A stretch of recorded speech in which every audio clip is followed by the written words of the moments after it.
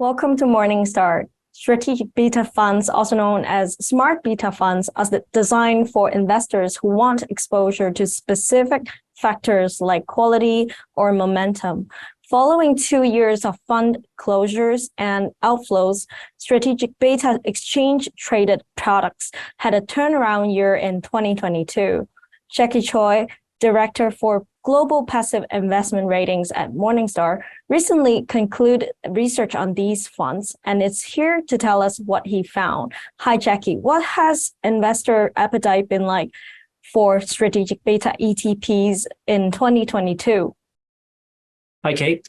For 2022, in the global context, which was primarily dominated by products in the US, we continue to see investors putting money into strategic beta ETPs, which drove strategic beta ETP at an organic growth rate at 9.8% in assets, and putting total assets at 1.5 trillion US dollars globally.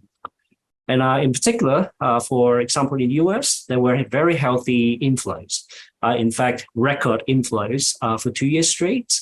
And the AUMs were growing in line with overall market. And therefore, market share has been pretty steady at around 20%. And looking closer to home in Asia Pacific, the organic growth rate was even stronger at 18%. And this pushed up the market share to 5.4% from 5% in 2021. This suggested investors have been putting more money proportionately in these products than the broader market.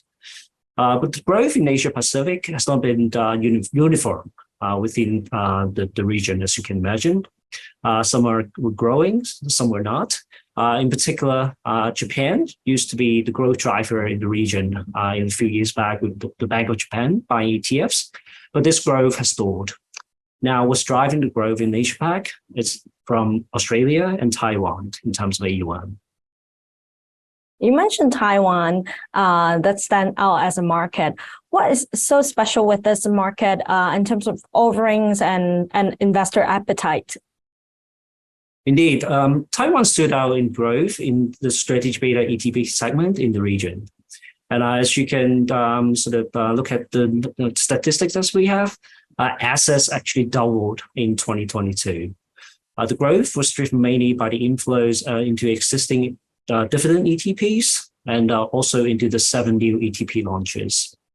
In the market, we noted local investors' appetite towards dividend ETPs and the appetite has been pretty strong in the past few years, given the prevailing real interest rate environment. And also in 2022, we noted investors' appetite towards ESG ETPs as well, similar to what we noted in the broader fund market in Taiwan, as suggested by our other colleagues' ESG flow reports. In particular, one of the ETP combined the concept of dividend and sustainability. In this particular product, saw almost quadrupled in asset size in just 2022.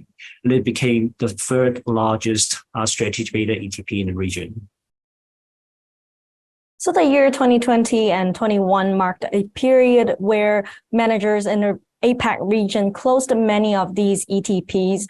And the year just passed saw a strong lineup of 47 launches. What is driving this? Right.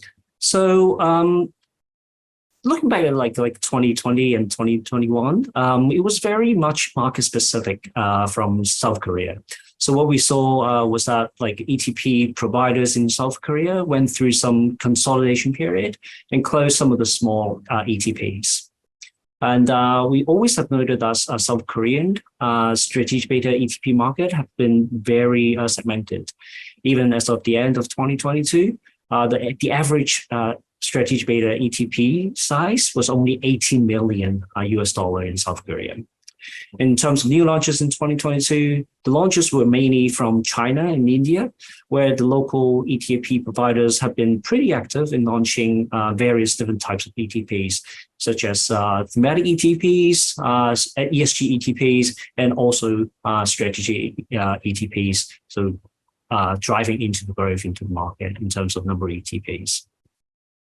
So let's talk about factors. Across APAC, quality and dividend factors have always been the sought after strategies in the region. Does this still hold true in 2022? Well, like you said, quality and dividend strategic beta ETPs have been popular in terms of flows and also assets in the past few years. But one key change is really on the quality strategic beta ETPs. And if we zoom into the quality strategic beta ETPs in the region, most of these are ETPs tracking the Nikkei 400 index in Japan, which employs a quality screen when selecting stocks into the index. But since April 2021, ETPs tracking the Nikkei 400 index were no longer eligible within the Bank of Japan's ETP purchase program. This growth basically have stalled for the market in terms of strategic beta market in Japan. Although assets in quality ETPs still top the rank, flows were slower, much slower comparing to a few years ago. For dividend ETPs, we saw some $7.8 billion US dollars went into the market this year in 2022. This was a testimony of investors looking for income. And with total assets of 21 billion in size, it's chasing very closely to the quality strategic beta ETPs at 25 billion as of the end of 2022. Thank you so much for joining us today, Jackie. For Morningstar, I'm Caitlin.